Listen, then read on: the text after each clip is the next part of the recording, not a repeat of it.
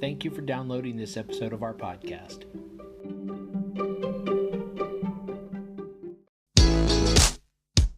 Hi, and welcome to the podcast for Solomon Staircase Masonic Lodge number 357, where we talk about all things related with Freemasonry, including Hermetic teachings, philosophy, reason, spirituality, and much more. We're located in Buena Park, Southern California. Tune in as we continue to update our podcast with informative talks and articles for Masons worldwide and those who would like to inquire within.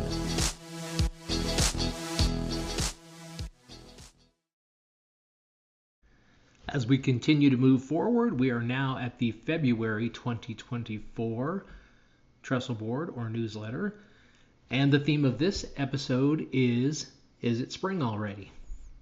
So starting with the Master's article, Greetings from the East. Awaited still, eagerness persists, causing the winter as an endless pursuit. Humanity suffers in anticipation and want of new possibilities of nature's renewal. Such was a dream of a fellow Freemason, Alessandro Volta, an Italian physicist who invented the battery in the year 1800. We are looking at a finer measure of using biodegradable electrodes in modern batteries and mobile charging methods not limited to the piezoelectric effect where energy is produced just by mechanical pressure on elements which we were studying in the 1900s. Dismal is the fortune of our generations that we look for a higher conduit after sunset to renew our digital lives and charge our device battery. Oh, so essential. Freemasons are seekers who spread the findings for everyone else's use free of cost. The phenomenon of sending a packet of electric charge as a Wi-Fi or LED-based Li-Fi signal must be one of such freebies that humans can use to free themselves. Wires or no wires, nomads will turn into decent travelers where there will be no crime of theft. Eagerness persists while it is still awaited. In the long run, the sword is always beaten by the mind. And that's a quote by Napoleon Bonaparte, also a Freemason. With the budget already presented, the accounting books are being delved into for taxes and general upkeep of the official matters in full swing. What do we do about Brother Secretary and Treasurer is all we judge ourselves against. No wonder they are gearing ahead for their retreat before we plan to settle for Youth Orders Month in March. We have already started practicing for degrees, and our brothers are wholeheartedly joining in full swing by pleasuring the food prepared by our chef Ali every Thursday, who is a prospect and helping around where he can. The monthly checks on brothers accepting new roles in the future are going along with their proficiency and certifications for the next degrees and roles. However, most couldn't make it, but so far about 4 brothers might be going to our Masonic cruise scheduled for a Mexican getaway on the 26th of January 2024. Once we are back in time for the next stated meeting in February, gearing ahead for at least 3 proficiencies and an influx of degrees, our hearts and minds will Masonically say in unison, "Is it spring already?" Shivam Sharma, Master.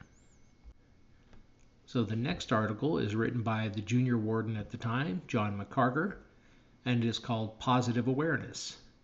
Greetings from the South. We believe what our eyes see, yet neurologists say we must not understand very well what it is we are seeing.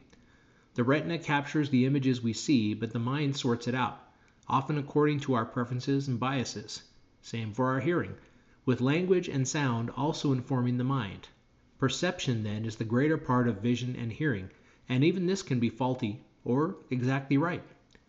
We then come to the notion of understanding, or the mental grasp and essence of the subject or object of interest, wherever being presented to our eyes and ears. Awareness, like perception, involves not only the sensing of external or internal things, but also depends upon the blending of knowledge, experience, interpretation, and wisdom, along with a newer descriptor called emotional IQ. This is the ability to sense feelings in another person, even your own. Freemasonry, being the experience of self-participation in a structured drama through ritual, focuses the candidate's auditory and physical awareness first, leaving vision for later. His frames of reference fail him since he's never experienced such an event. Thus, his total awareness is intentionally challenged and disrupted, interrupting his self-reliance. This consequently creates an opening of the mind for powerfully serious ideals to be presented, intentionally invested, and then caused to stimulate a thoughtful reflection at a later time.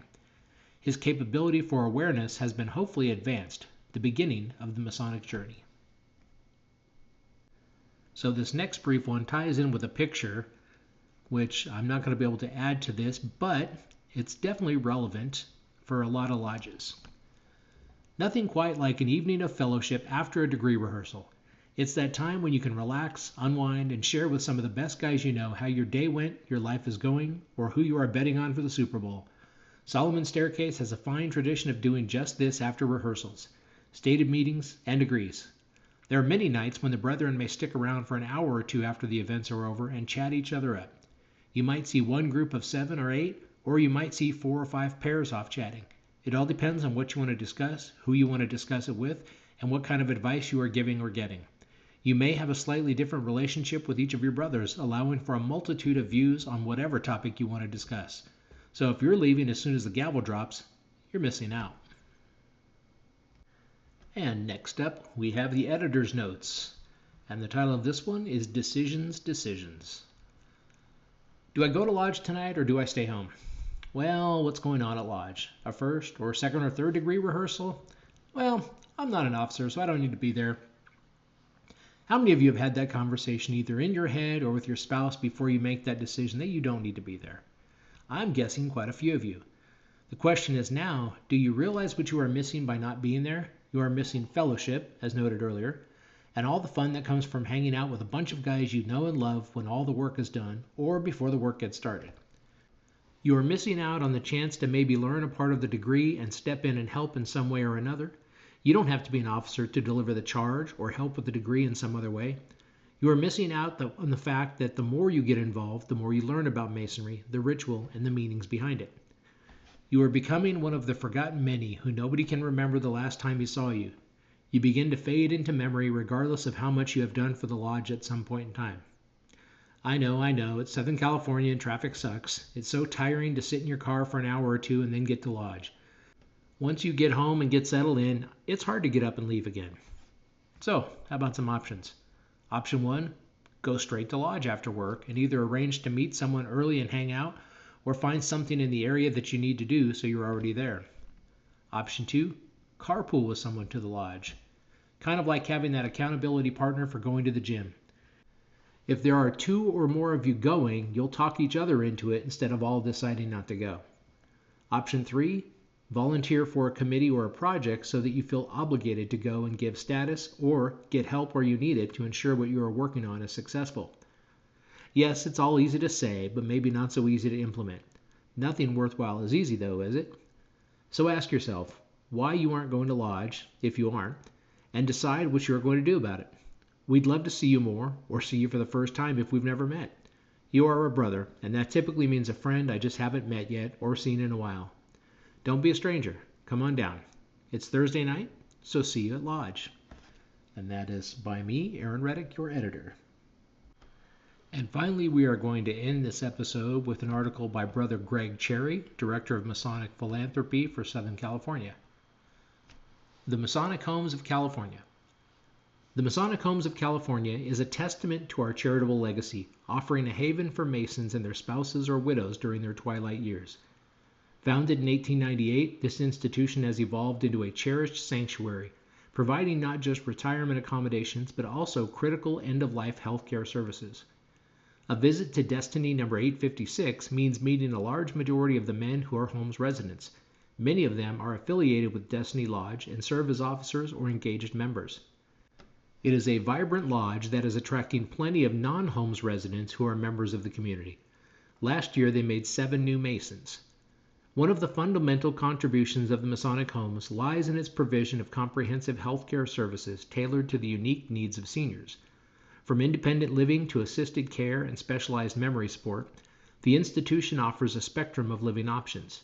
Here in Covina, we have recently completed the Advanced Care and Memory Care facility, ensuring that residents no longer must leave the campus to receive care and can age with dignity and comfort. Beyond physical care, the Masonic Homes fosters a vibrant community spirit, enriching the lives of its residents through various activities, educational programs, and social events. These initiatives promote camaraderie and engagement, combat isolation, and nurture a sense of belonging among the residents. We extend this service to Masons, their spouses, and qualifying family members, ensuring they receive quality care and a nurturing environment in their later years. Moreover, Masonic outreach services exist for every Mason in need across the state at any time, no matter what. I want every Mason to know that on the back of their dues card is the phone number for Masonic outreach services. We have dedicated caseworkers there to help any Mason who may need help. Never hesitate to call them for yourself or for a brother you know in your lodge who is suffering.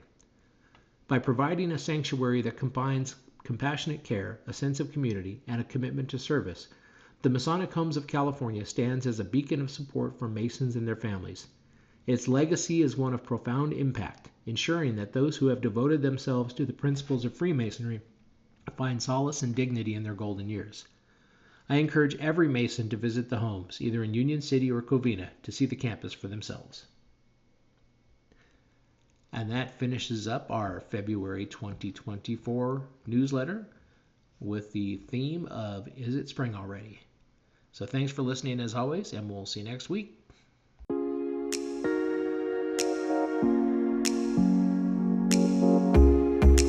Thank you for listening. If you like what you heard, please subscribe and leave us a comment. We enjoy hearing from our listeners. If you really like what you heard, share this podcast with your friends and lodge members. Visit us online at solomonstaircase.org.